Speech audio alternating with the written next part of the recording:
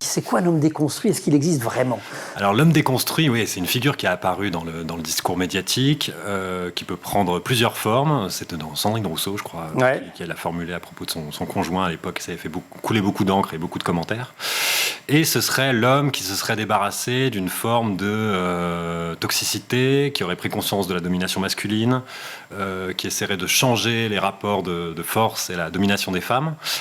Mais ce qu'on est allé trouver dans l'enquête dans ce documentaire-là, en tout cas, c'était que la figure de l'homme déconstruit pouvait être aussi un avatar d'une forme de reconduction d'une domination masculine un peu plus sournoise. On va y venir. Juste avant, ça se manifeste dans un rapport au corps, des lectures, enfin, vous faites un espèce de portrait, vous faites faire aux personnalités que vous interviewez un portrait assez drôle de cet homme déconstruit d'ailleurs.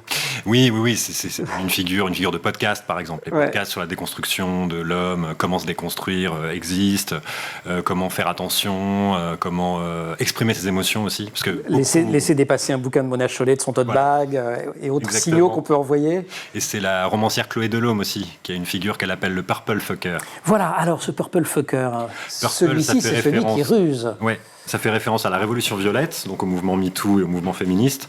Et fucker, je traduis pas.